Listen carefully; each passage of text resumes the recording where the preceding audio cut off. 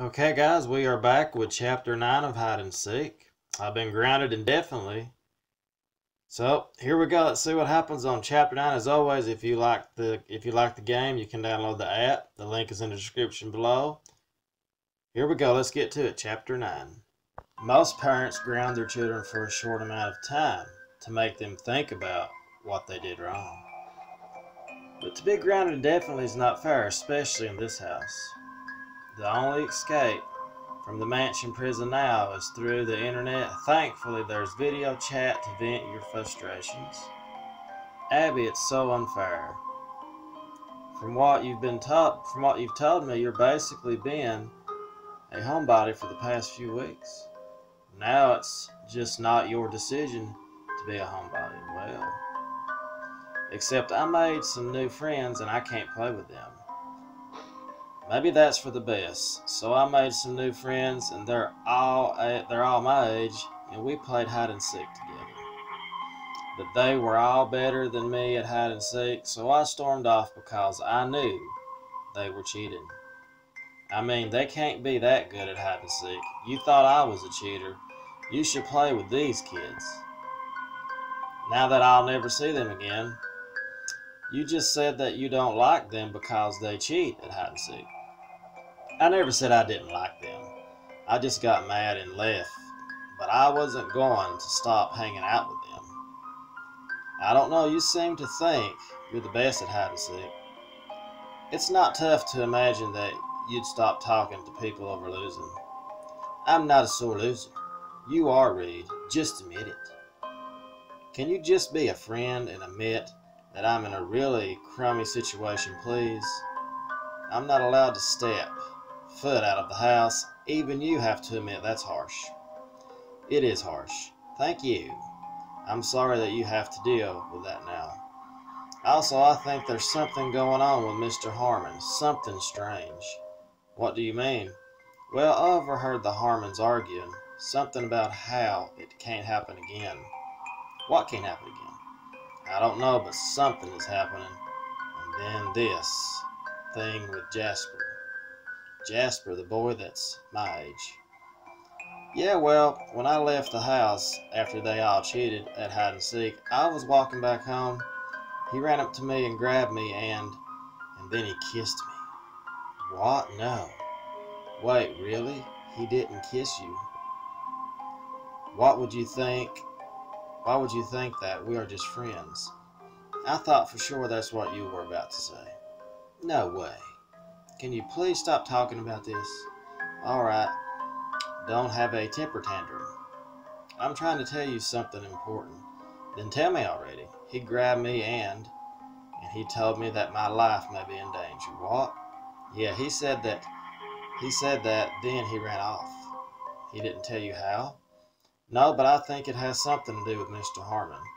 I think they know something about him, and that's why he doesn't want me going there. Well, maybe Jasper was warning you about Violet. No, Abby, something is happening. There was the smelly trash with something still living inside it. There was the fourth floor that we're not allowed to go on. You're not going to go on the fourth floor, are you? I don't know. All I know is that something bad is happening here. We need to go on that fourth floor. That will be where everything changes, I bet. Here we go. You overreacting. I'm not overreacting. Guess you may be right. No, I'm not. Abby, how can you take the side of people who are causing me harm? Are they harming you? I feel like the only thing they've hurt are your feelings. And that's not acceptable. They won't let me go out to school either. Oh, that's right. I just see them as taking you into your home, taking care of you, and providing for your future. I feel like I can't even talk to you anymore. Hey, I'm on your side. I just want to make sure that you don't overreact. Okay, it sounds like you are stressed out. Let me see if my parents will take me out there to see you. Really, Abby? I mean it. I'll try, but you need to do me a favor. You need to stop looking for conspiracies and just embrace your life until then. And you never know, this might all be happening for the best. Why is she so nonchalant for the best? I don't want to get into another argument, so I'm just gonna end this. Okay, I will try. Thank you, Abby. Mrs. Harmon calls you from downstairs to come get you dinner. I have to go, Abby. Hopefully I'll see you soon, okay? Here we go. We're getting some dinner. You walk downstairs to Mrs. Harmon's.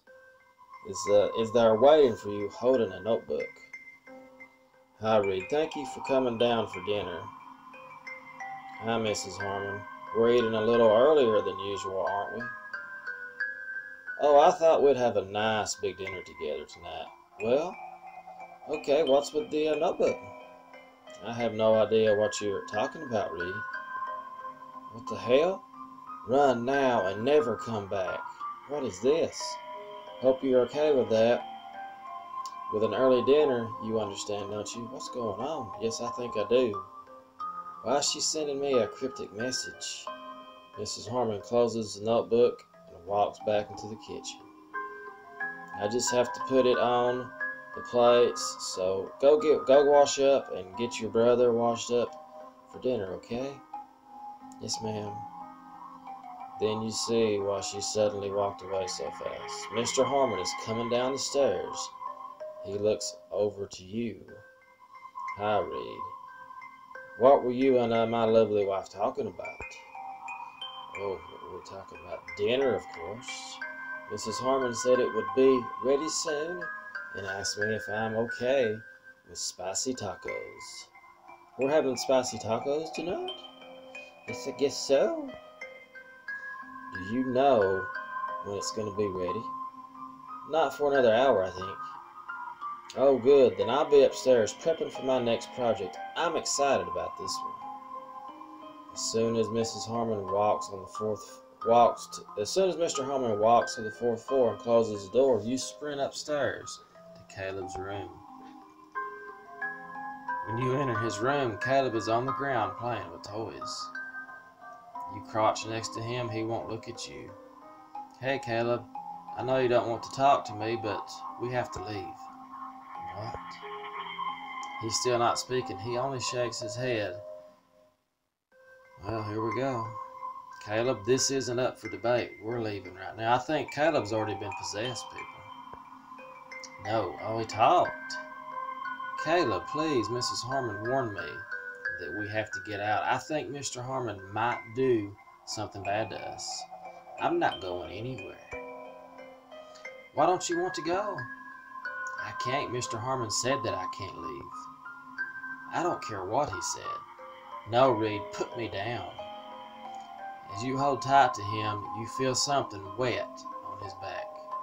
Caleb, what is that on your back? Leave me alone. Come here. You grab him and pull his shirt off him. Man, what is this? Oh no, I'm not allowed to leave. I have to stay here. He's bleeding. Look at that. That's it. We're getting out of here. We're going to have to sneak out through the window, straight through the front door. I think sneak out's best. I'm not going out there. Listen to me, Caleb. I know that I messed up. I shouldn't have let something bad happen to you. But I'm not here for you now. I'm here for you now, and I'm going to protect you. Do you believe me? Yes. Well, then I'm going to need you to trust me. Hold onto my neck as tight as you can. You sling Caleb onto your back, and he grips around your neck, nearly choking you. You crawl out the window and use the scaffolding as a ladder. I don't know if I can make it, Caleb. It's so heavy, and I can barely breathe. You know you can't go back, so you push through the pain and make it to the ground. We should go back. We can't, Caleb. I'm going to protect you no matter what. Really? You run straight through the yard, still holding on to him. Where are we going? I don't know. I hadn't thought that far ahead, really? Well, first, go to my friend Violet's. Maybe she can help us. If not, we'll find the phone and call Abby. Don't worry, we're never going you should go without me. What's wrong with him? No, Caleb, I'll never leave you. But Reed, I can't leave. Suddenly, while you're running, Caleb vanishes into thin air. What is going on? You whirl around looking frantically. He's nowhere to be found. Caleb? What happened? Where'd he go? You turn back to the house where Mrs. Harmon is standing in the doorway with Caleb. How did we get back to the house? You run up to them. Mrs. Harmon pulls you into the big hug of tears. Pulls you into a big hug, tears streaming down her face. What's going on? I'm so sorry, Reed. I thought he would change. I thought we could have children again. We wanted to fix this and fix us. I'm so sorry. You have to go. He'll kill you. Who will kill me? My husband. Please, Reed, you have to get out of here. Let me save you. Reed, you are like a daughter to me. I love you. I don't want anything bad happening to you. Okay, this is all a little weird. First a cryptic message, and now my life is in danger. What's going on? Please, Reed, you have to leave. I can't control him when he gets like this. I'm not going anywhere without Caleb. Mrs. Harmon puts Caleb behind her, just out of your reach. It's too late for him. Why? Why do you say that? What did you guys do to him? Reed, I'm sorry. Mr. Harmon killed Caleb. What? He's dead, Reed. Mr. Harmon stabbed him. This isn't Caleb next to me, not anymore. It's his ghost. No. He can't leave the house, Reed. He's stuck here forever, and if you don't leave now, you will be too. Your head is pounding.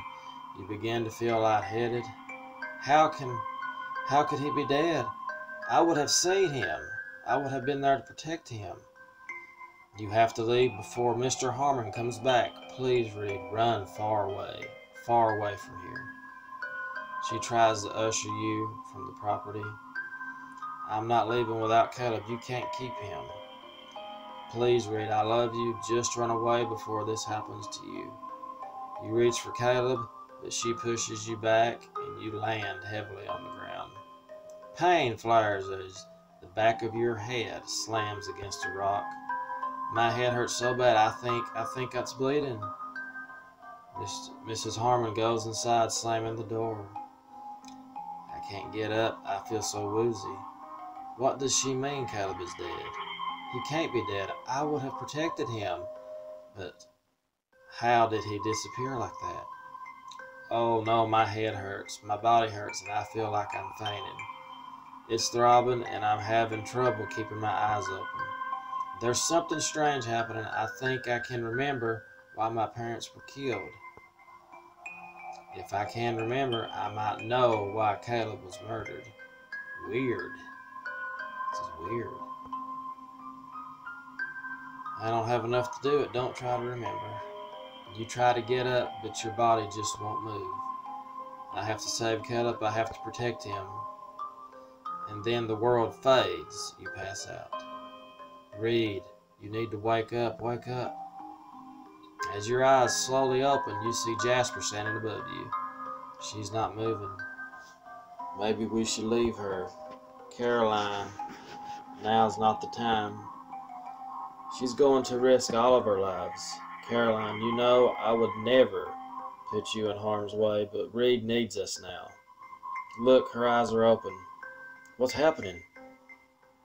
You hit your head. There's a lot of bleeding, but we need to get you out of here now. How did you find me?